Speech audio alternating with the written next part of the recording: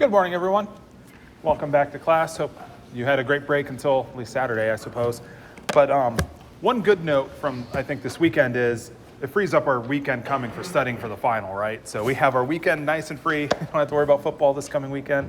We can study for our final next Monday, and then we can watch the playoff the following week. I've never seen a group of fans so disappointed to make a playoff. So luckily we get to make the playoffs. So when I was a student, we lost a game. We didn't get a chance to play for the national championship. So at least we get a chance to still go win the national championship. So I'd keep our heads up. Anyways, moving on. This question here is looking at vapor pressure. So if you recall, vapor pressure was the one property that we've seen in this chapter that goes inverse to intermolecular forces. So most of the properties like boiling points, melting points, those are directly proportional to intermolecular forces. You strengthen intermolecular force, you require more heat, higher temperature to go through a melting process or to boil a substance. If you then look at the enthalpies of those phase change processes, the delta H of vaporization, the delta H of fusion, delta H of sublimation, those also increase with intermolecular forces. If you look at capillary action, increases with intermolecular forces. If you look at surface tension, also increases with intermolecular forces. But vapor pressure is going to be highest for compounds that have the lowest intermolecular force, because when you have a weak attractive force, the substance can break free of its liquid phase more readily and escape and have a higher vapor pressure. So vapor pressure is inversely proportional to intermolecular forces. So if you increase the strengths of intermolecular forces, you lower vapor pressure. So we're looking for the compound here that has the strongest intermolecular forces. Does anybody have a feeling on the answers here? Just quickly looking at this question, because we're comparing ethanol, ethylene glycol, glycerol, where the key difference is how many of these groups that hydrogen bond we have. So we just have one for ethanol, we have two for ethylene glycol, and we have three for glycerol. We have three of those hydrogen bonding sites. So in terms of hydrogen bonding ability, remember, hydrogen bonding is the intermolecular force between two molecules or two compounds that have hydrogen directly attached to NO or F.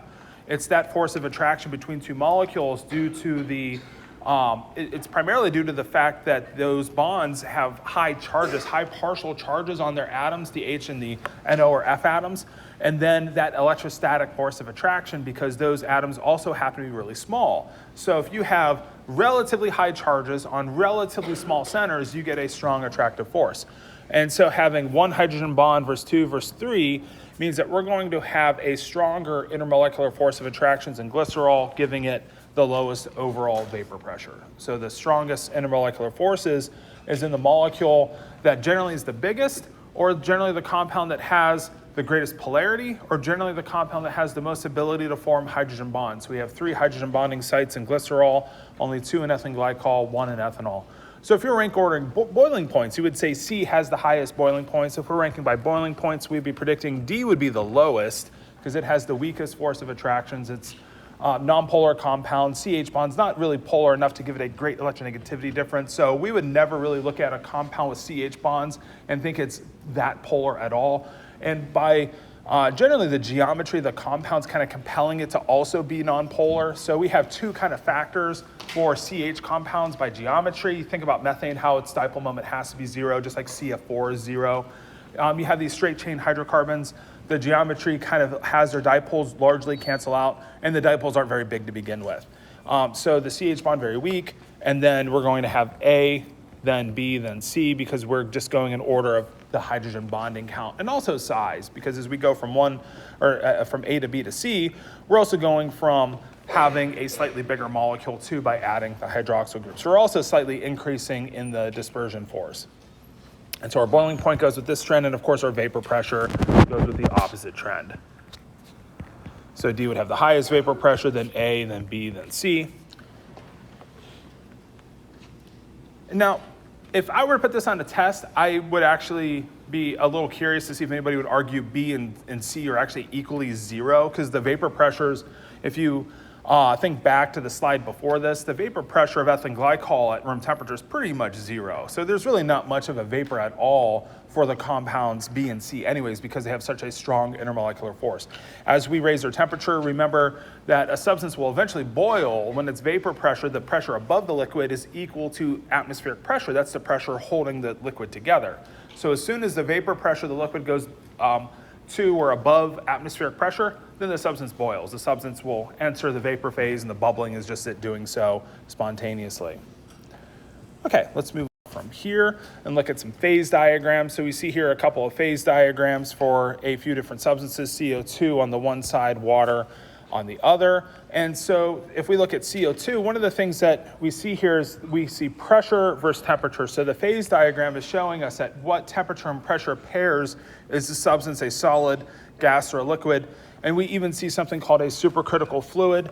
If you imagine having a liquid, so imagine you just take any ordinary liquid and you start increasing the temperature and increasing the pressure. So imagine you have a piston that you can press downward onto, and you have maybe the sample in a water bath or some sort of temperature bath that you can increase the temperature. So you can imagine that the higher temperature should boil the substance and turn it into a gas, but then also the increased pressure is kind of forcing the substance closer together. So if we're forcing the substance into this direction of our curve here, if we're going to higher pressure, higher temperature, eventually we're going to get to a point where you can't really classify this substance as behaving as a liquid or a gas, and we call it a supercritical fluid. And so the first point that I wanted to point out here is this critical point. So if we go above the critical point pressure and temperature, then we simply have what we call a supercritical fluid. It's really just kind of a tandem pair of a gas-liquid hybrid. So it kind of behaves as both a gas and a liquid. It's really not all that exciting, other than you can actually use this as kind of like a solvent. So sometimes you'll see systems that use CO2, which can be pressurized at high temperatures, and it can kind of act like a liquid solvent, even though it's not quite a liquid. And so you just get some liquid behavior of what ordinarily you would think of as being a gas. And so then if you go to relatively lower temperatures and pressures, and we're in the solid phase region, so let's think of, let's go to 1 atm. Think about standard pressure. So we have a substance at 1 atm, and let's think about having some dry ice in a freezer, where the freezer's at, I don't know, minus 100 degrees or so below 0 Celsius. So we have a solid piece of dry ice. If we then imagine we're just going to warm up the dry ice, warming up a sample is changing the axis on the left-right direction. So if we increase the temperature, we eventually get to a phase change where we see a direct phase change between solid to gas. And so I think we know this, that dry ice sublimes. It goes directly from the solid to the gas phase. And you can see one reason why is that our phase diagram showing us that there's no liquid phase in between the solid and the gas phase for CO2.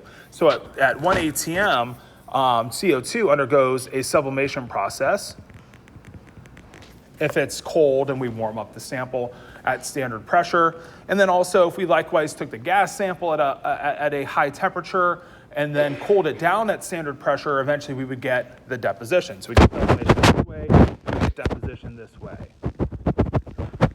The depositing of a solid onto a piece of glass, like think of in the winter how if you have your car that you just drove and it was warm, and then you park on the street and it's cold like this morning, you wake up and there's ice on the windshield. That's the deposition of water vapor out of air onto the solid windshield. So that's the same kind of process as sublimation, but in reverse. So that's deposition, that's the gas, water vapor out of air turning into solid ice on your windshield. So we've seen examples of deposition in real life. We see examples of sublimation like CO2 if we've ever seen a piece of dry ice subliming, or just like you can see a gas evolving off a piece of dry ice. Now, if you were to increase the pressure on a sample of CO2, you can then get to go through what we call a normal process of melting into a liquid phase. And then depending on the temperature, maybe if we lower the temperature a little bit, we can then boil it into the gas phase. You can then increase the pressure of the gas and turn it into a supercritical fluid. So if we're changing pressure, we're going in the up-down direction. So if you take a sample, let's say you take a liquid CO2 sample at a pressure of, 15 to 20 atm and a temperature of, I don't know what that would be, around minus 10 degrees. If we take that sample and we pressurize it, apply pressure, eventually it'll solidify. So most samples, if you apply a pressure to the liquid or even to the gas, you can eventually turn it into the solid or liquid phase or go through the phase change processes. So imagine we have a sample, even a gas, we can turn it into a liquid by applying pressure, and we can turn it into a solid by continuing to apply pressure. And so this pressure could be, with like a piston and we literally push down. It could be we're applying pressure with some sort of mechanical system. So we can apply and change pressure, and that's going up and down on this curve. And so the last point to mention is this point here. This is our triple point. So we call this point here the triple point. That's the coexistence point of the three phases, the solid, liquid, and gas phases. And the interesting part about the triple point isn't so much in and of itself where that point is, because it's not the most interesting point to like go to that temperature. So if you go to that temperature, you could just have the coexistence of the three phases. But the interesting part about the triple point is if you go to a temperature and pressure below that point, then the only phase change that's possible is sublimation. So if you look at substances like water, water's triple point is at a really low pressure. So if you look at the triple point of water, it's well below room pressure. So standard pressure 1 atm, water can undergo a normal melting and boiling process like we would imagine water should be able to undergo.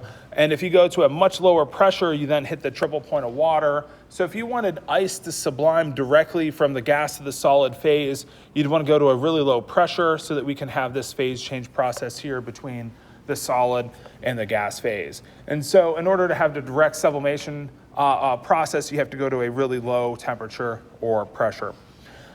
So the implication, like I guess when I was talking about the ice on your windshield, it's probably more realistic that the ice melts or condenses onto your windshield than freezes by this phase diagram. So probably at standard atmospheric pressure on a night like last night on your car windshield, if you saw ice this morning, probably was water vapor condensing and then freezing onto the windshield, and actually this process here, because we actually weren't below that triple point. So we can't really have necessarily that direct deposition reaction taking place. So probably a fast transition between condensing and freezing.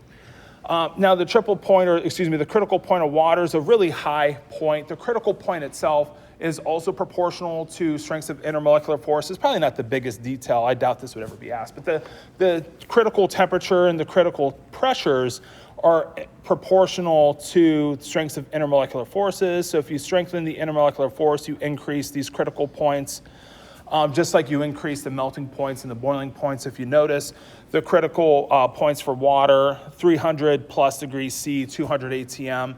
Compare that to CO2. CO2 is well below, it's like 30 degrees C, 70 atm, so much lower critical points for CO2 than water. So if you increase intermolecular forces, you increase those critical points as well. And also remember, the supercritical fluid is just where water, gas, like if you take a gaseous water sample, increase its temperature and pressure high enough, it behaves kind of like a liquid is the implication. And so another interesting point for water to mention is if you take a liquid sample of water and you apply pressure, most substances will eventually solidify, but water actually doesn't. So if we take water and we apply pressure, if you notice the sort of solid liquid curve is actually going the wrong direction. We can actually take a solid sample of water, apply pressure, and liquefy the sample. So you can liquefy a water sample by applying pressure. This is a consequence of the density of ice being less than that of water. So the implication here of this curve is that the density of ice is less than the density of liquid water. And of course, we know ice floats on water. And so if you've never thought of this, if you took a water sample and if you, an ice sample, if you apply pressure, applying pressure is increasing the density. So when we apply pressure, that leads to an increase in the density. And so when you take an ice sample and you increase its density, well, it turns into the liquid phase then. So you more likely produce water in the liquid phase if you apply a pressure to the solid. Now that's just what we call the density curve of a sample. Most liquids, if you put the molecules closer together, that puts them closer towards what it's like to be a solid. So a solid, you think of taking the molecules, putting them closer together and having them freeze out.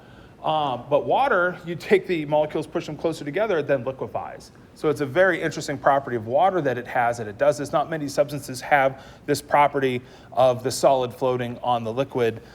So we know ice is less dense than water. So if you apply pressure to ice, you can convert it into liquid water. Now you have to be relatively close to the melting point of water, though. You can't take the really low temperature sample and liquefy it. So it has to still be relatively warm.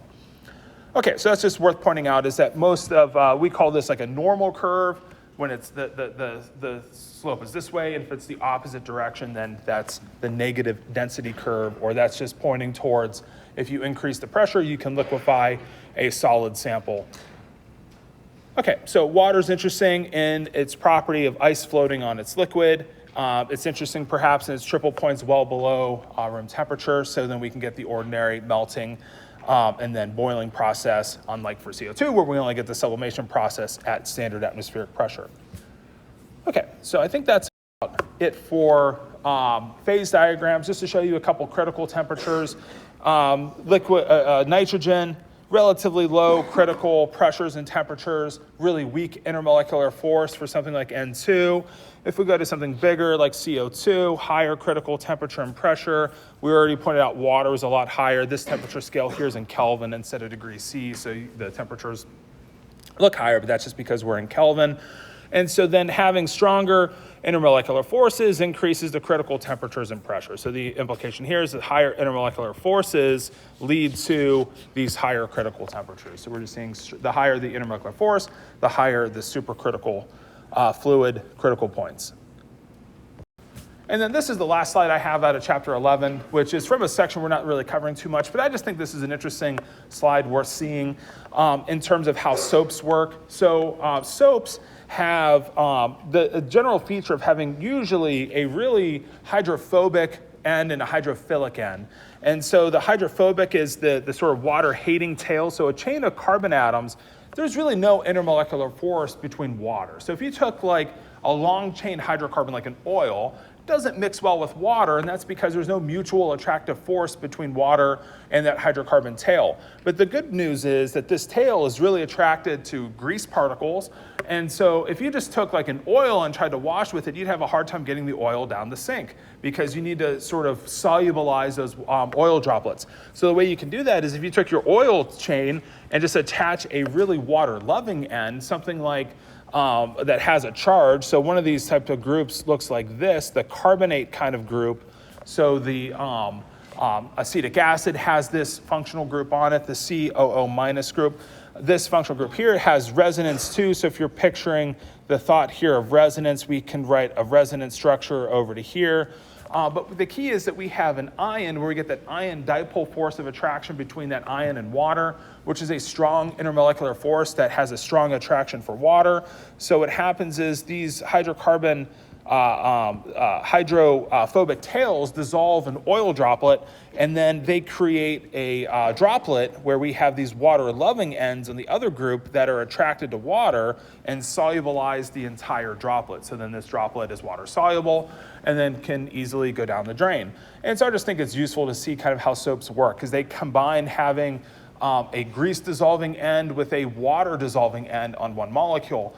And so if you look at most detergents, like sodium lauryl sulfate is kind of where you have a sulfate group instead of a carbonate. So if you look at shampoos, they often have sort of molecules that look very similar to this type of soap. So you can exchange and have a different type of ion here, but generally you want a strong ion dipole force of attraction and something that has a ability to dissolve like grease particles or dirt particles.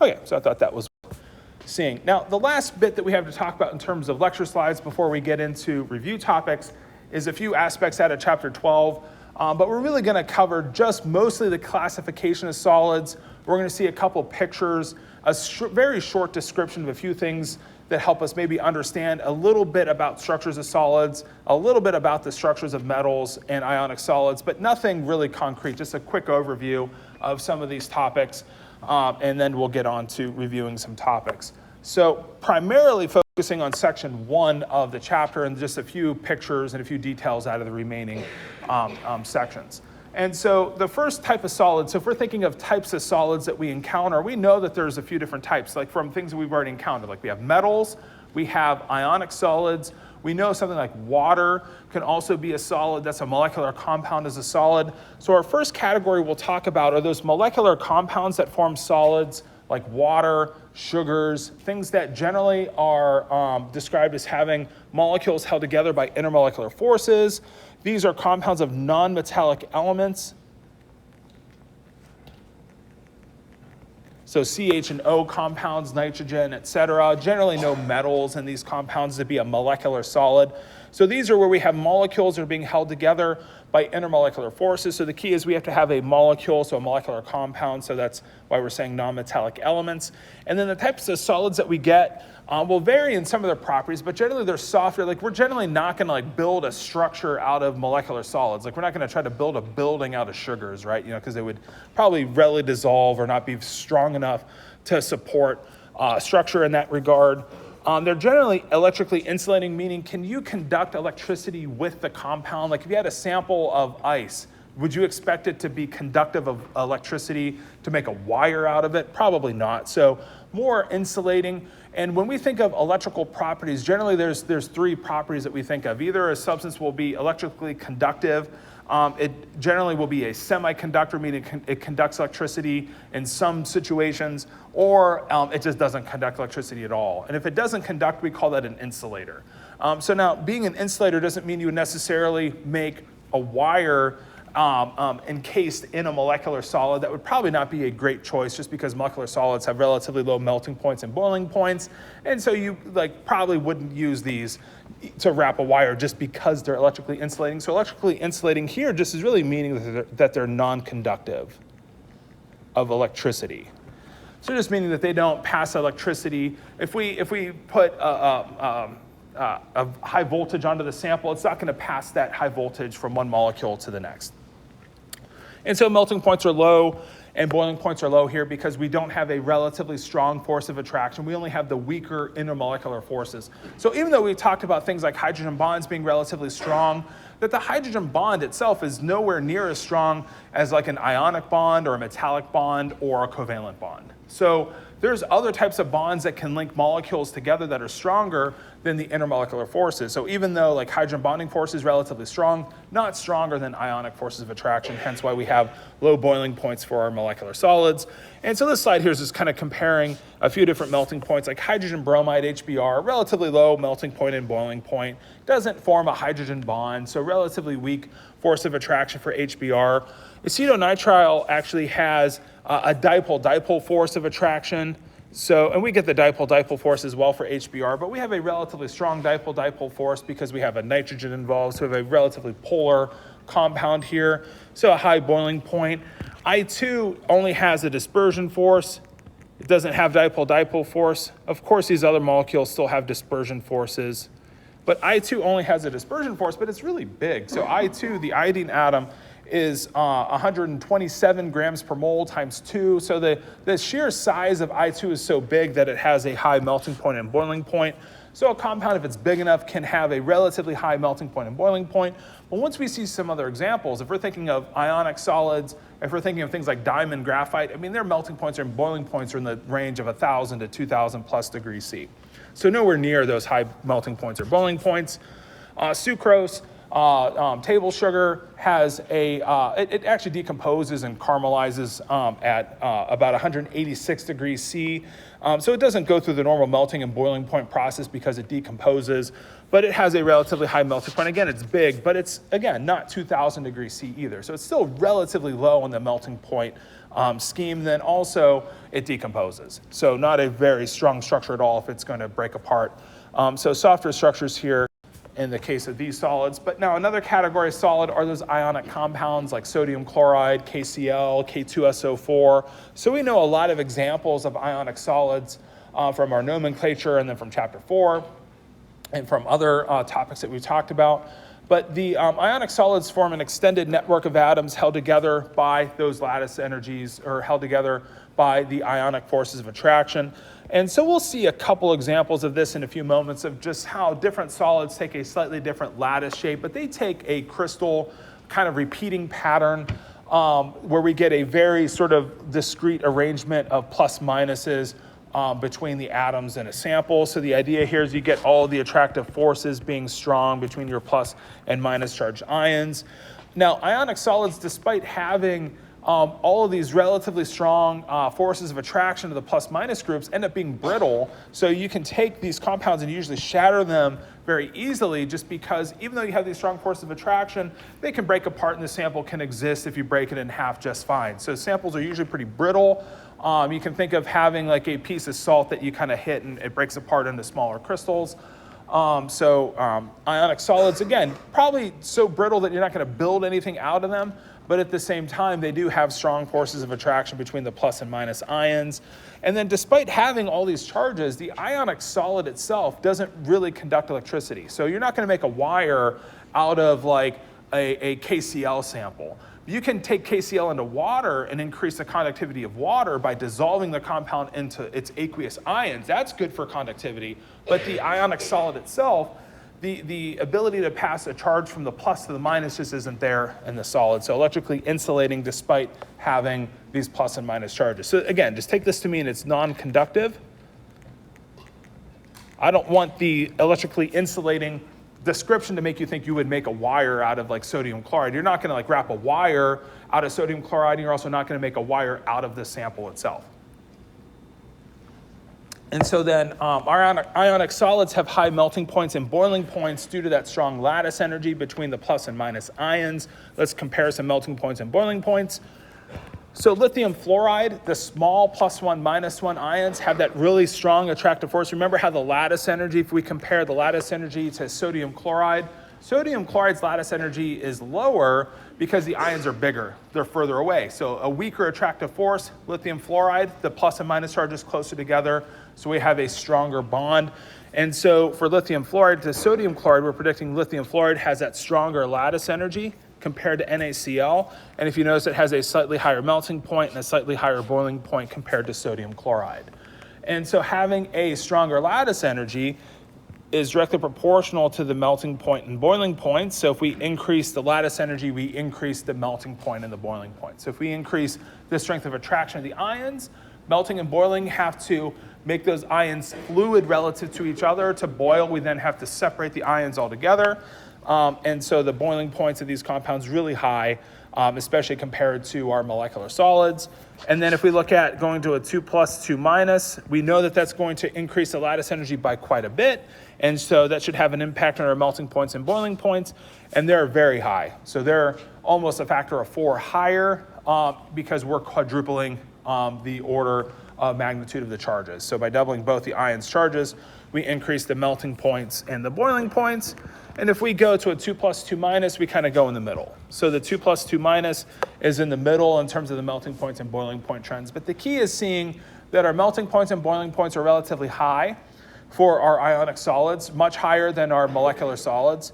And then that as you increase the charges or decrease the size of the ions, you increase the lattice energy, hence increasing the melting point and boiling point trends for these types of solids.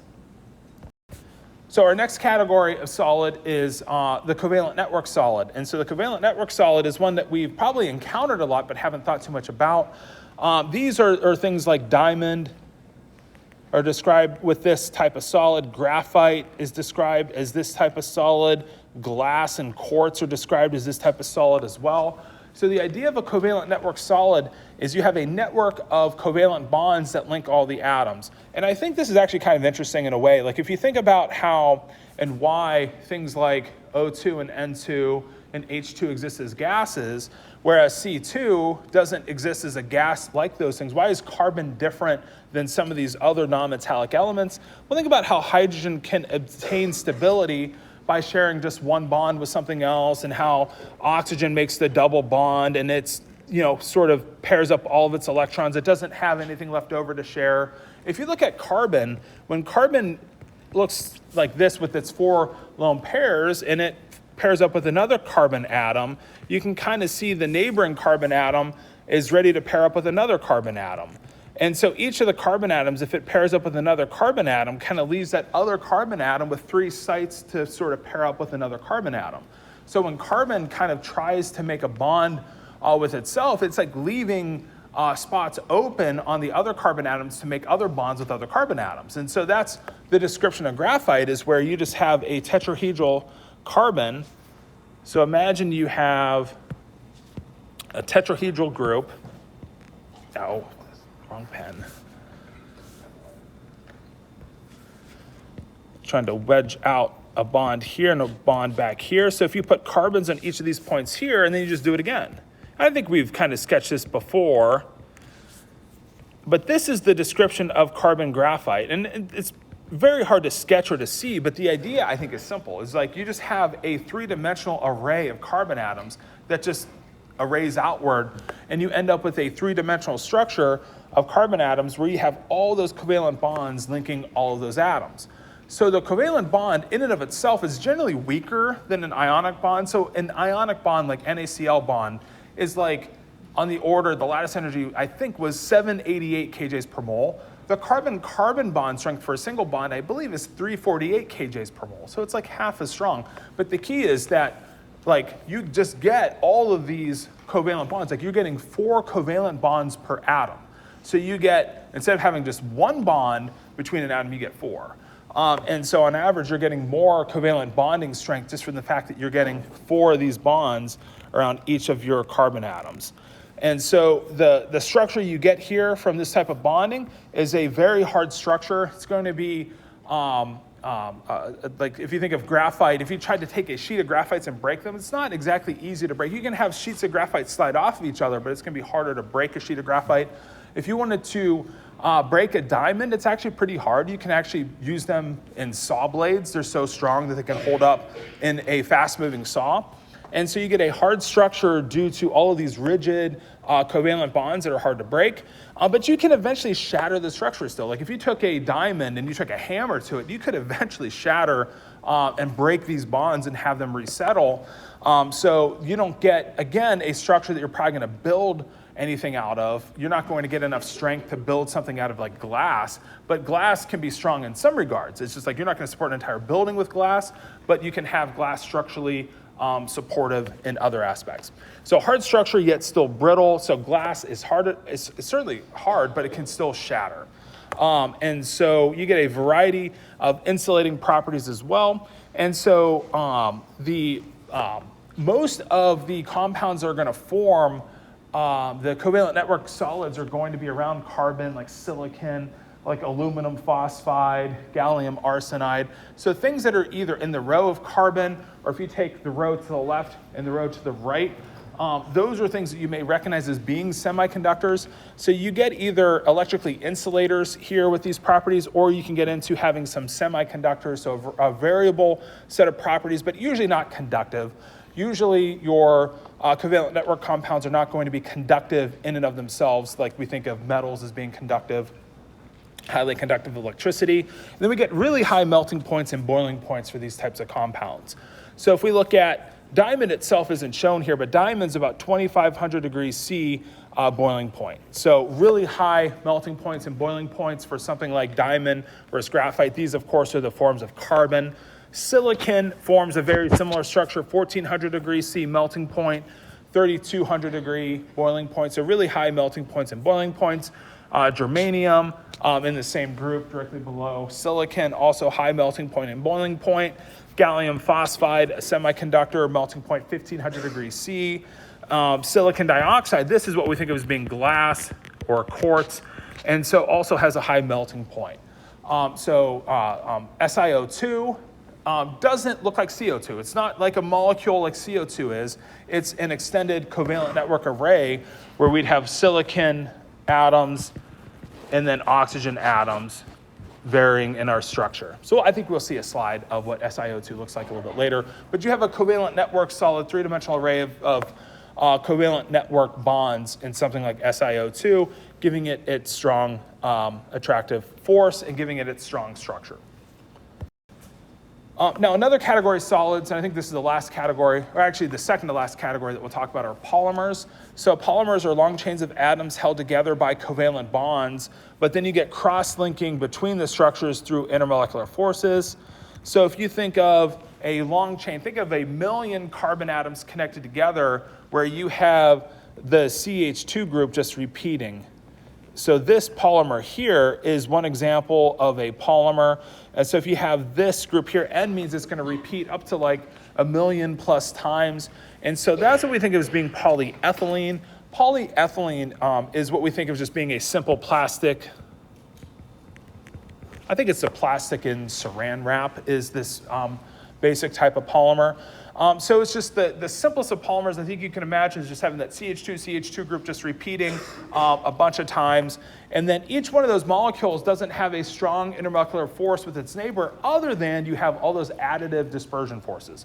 So you have a really long molecule, so you do have a lot of strong dispersion forces. So you get the intermolecular force linking linking your polymers together, and then that being, in this case of polymer, a dispersion force. So because these molecules are really long, or these polymers have long chains, you get a relatively strong intermolecular force holding those strands together. The mechanical properties obviously will vary a lot by type of polymer, because you can create polymers that are like styrofoam, you can create polymers that are like the hard plastic on a dashboard, that's PVC.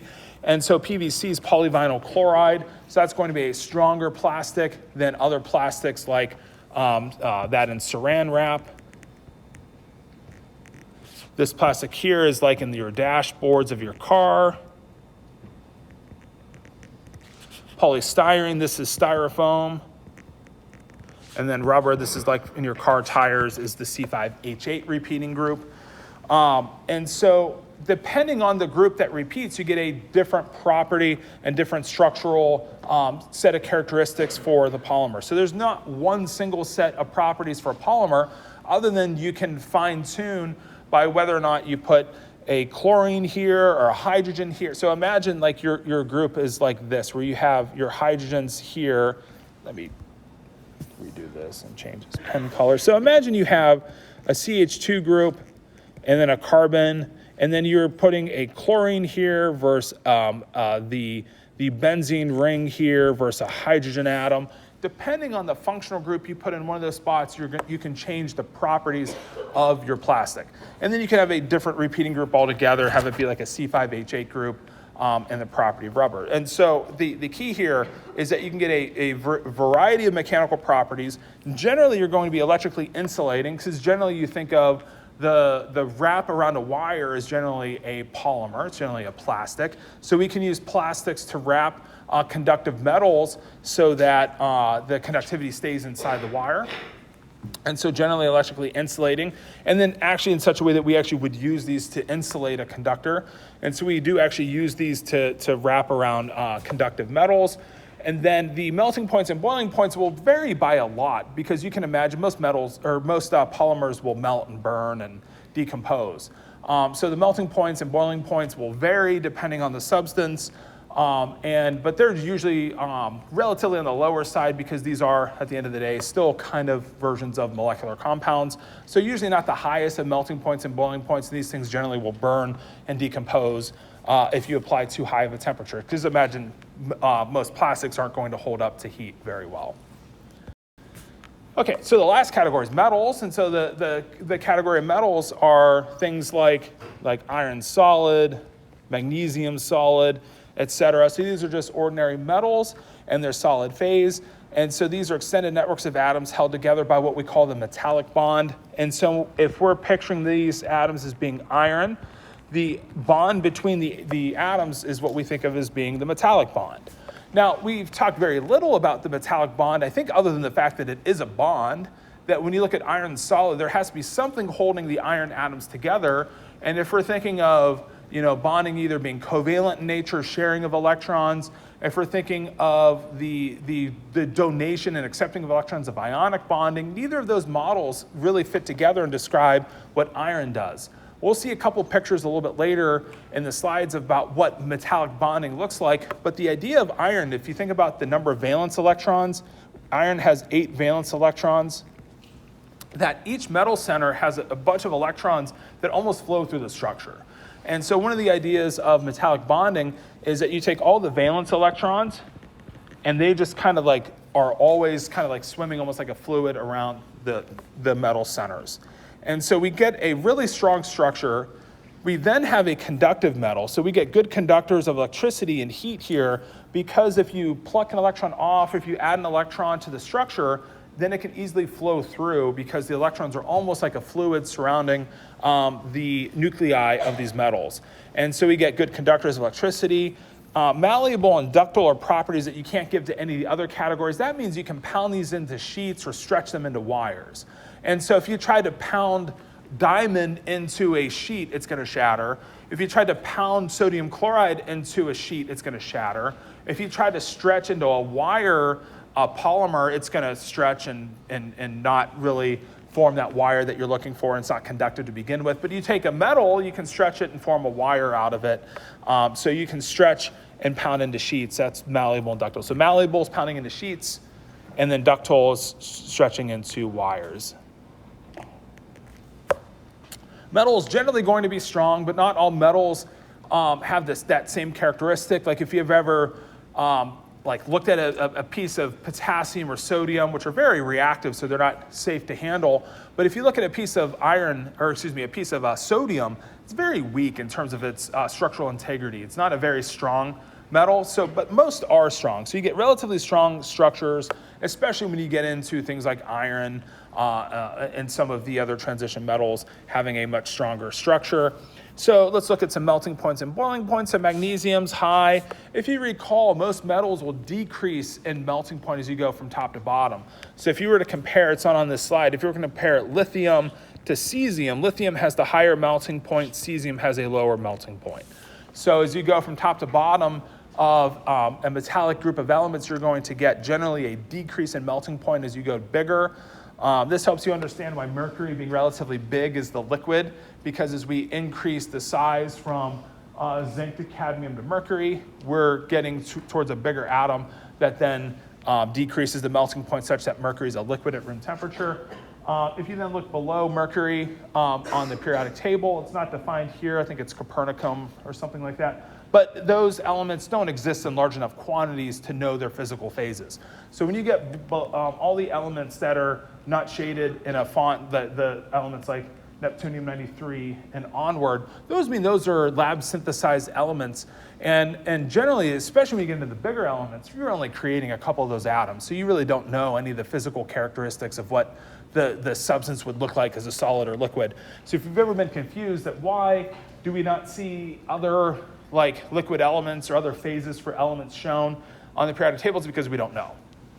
And we probably never would know because we're never going to create enough of those elements to know their physical characteristics. But if we look at silver, high melting point and boiling point. So generally our metals have a high melting point and boiling point, but again, not always, because cesium is relatively low, almost room temperature melting point. The same thing with mercury having a melting point below room temperature, hence why it's a liquid at room temperature. But generally high melting points and boiling points for our solids. And then we'll have a few more things to say here about metals in terms of their characteristics. And so this model here is showing us what we call the sea of electron model. And so this is showing us these being the valence electrons around the nuclear centers. And instead of it being like a covalent bond would be like, okay, I have a bond here where there's two electrons. And that's what we think of as being a covalent bond. But metals don't have that type of bonding characteristic where we know there's two electrons somewhere like that around their metal centers.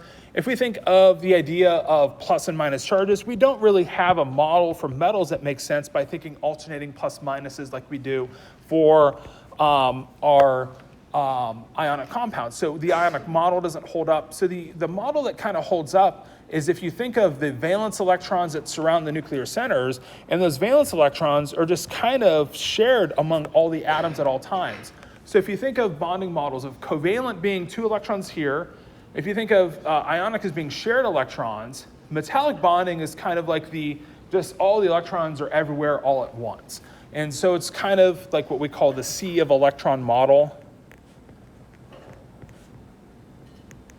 So the sea of electron model is just where none of the nuclei own any of the electrons. So it's never like you have a plus minus or two electrons being shared. It's like a permanent sharing across the entire structure of all the electrons. And so this is why if we put a negative charge here, all the electrons are going to repel away from that charge very quickly. So that's how you get an explanation of the conductive property of a metal. Because if I put a negative charge, the electrons very quickly flow away from it. If I put a positive charge, they quickly flow towards it. And so you get a very fast moving of the electrons through the structure because they're just almost like a fluid surrounding their nuclei. And so then you can also imagine if we start moving these nuclei around, their electrons just kind of move with the structure. So this helps you understand how we take a metal, we pound it, the electrons just kind of move to wherever they're needed. So the electrons just kind of act like a fluid that move along with their atoms. If we try to think of a bond here, we move one atom, we break the bond, we shatter the structure.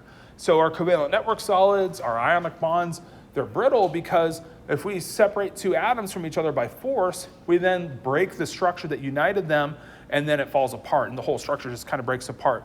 And the metals, the electrons just kind of flow with them and kind of readjust where they are and are happy moving, and we can therefore pound metals into sheets, stretch them into wires.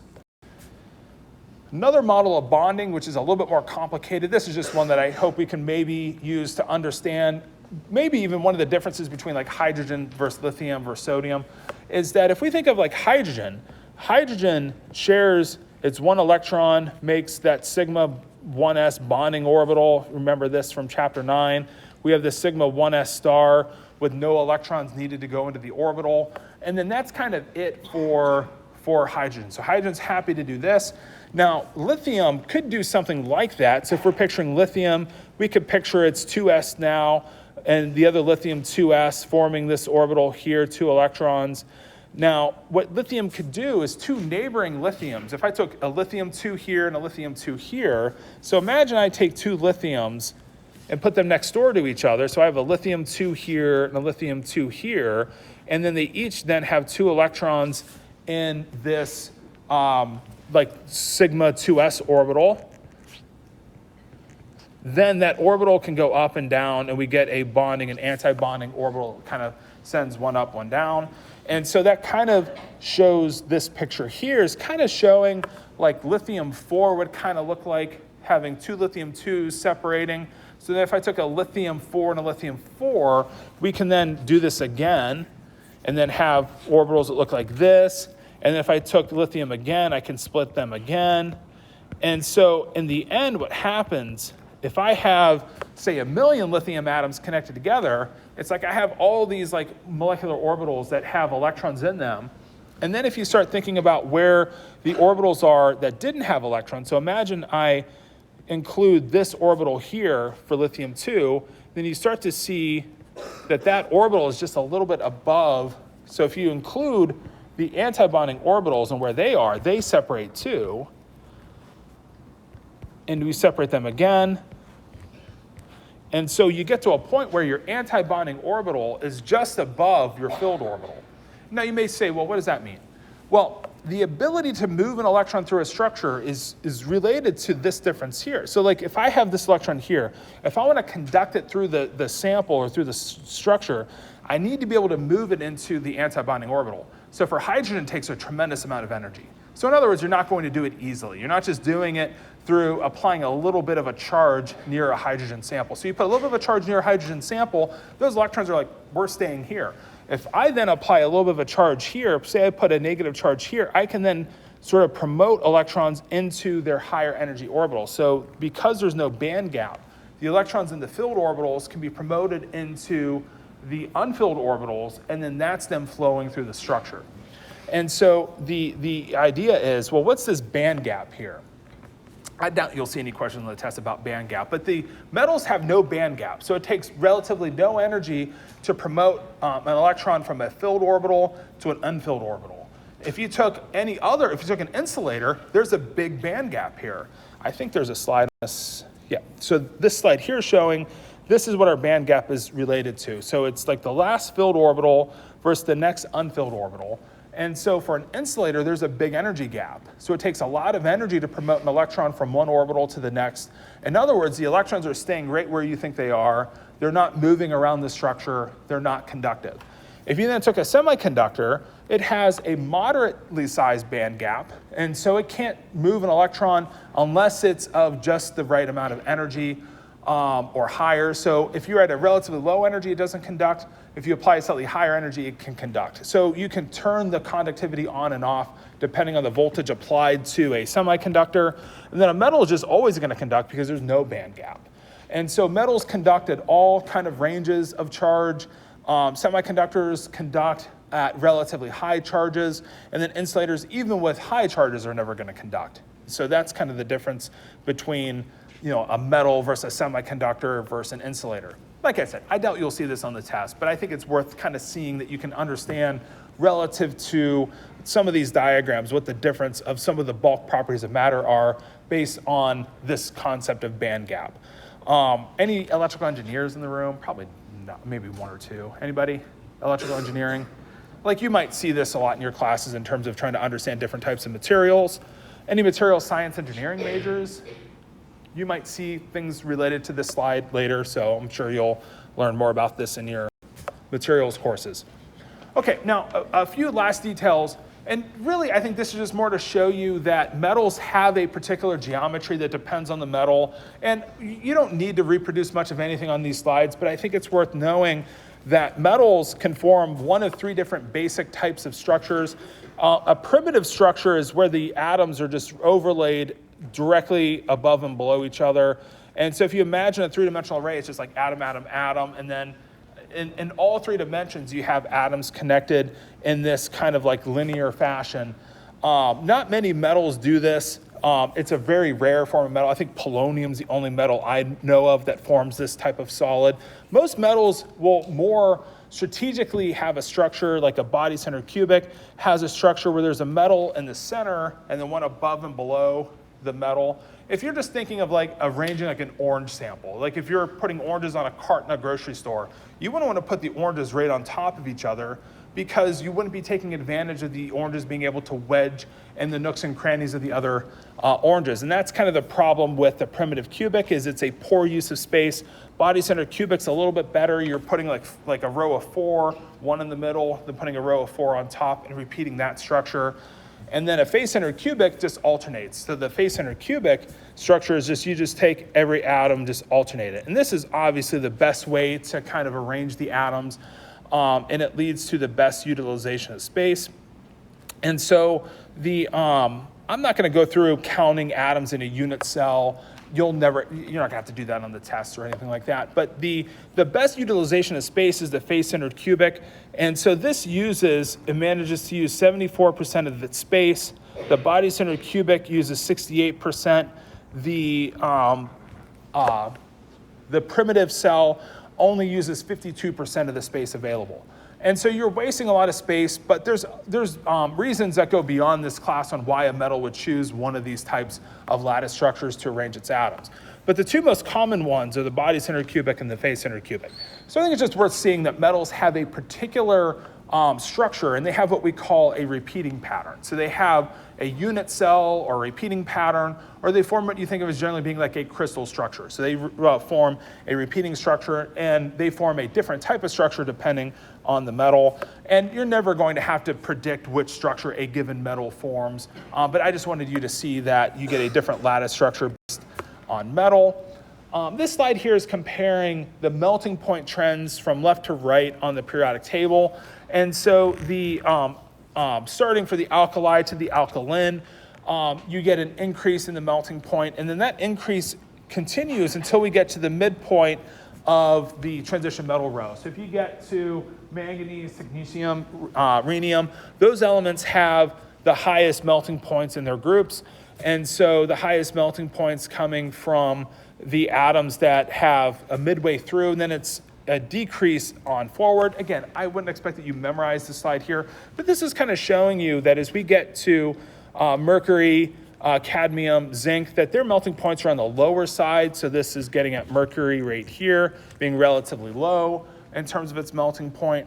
And so we're just seeing a variety of melting point trends. So the highest melting points in the midpoint of our transition metals. So like manganese to cobalt on downward, those are the metals that have the highest melting points on the periodic table. And then lastly, or at least for today, we'll look at this slide here and finish up, that some substances have a crystalline solid. That means they have a repeating pattern. So not every solid is a crystal. So not every solid looks brilliant and bright, and that's because not everything is crystalline. So when you have a crystalline solid, that means you have one of those repeating patterns. You have some sort of regular repeating pattern for the atoms within the structure. An amorphous solid is just where all the atoms are just randomly oriented relative to each other and there's no real pattern. And so the key is you sometimes get a patterned solid and then no pattern. So crystalline solids, atoms adopt a ordered repeating pattern.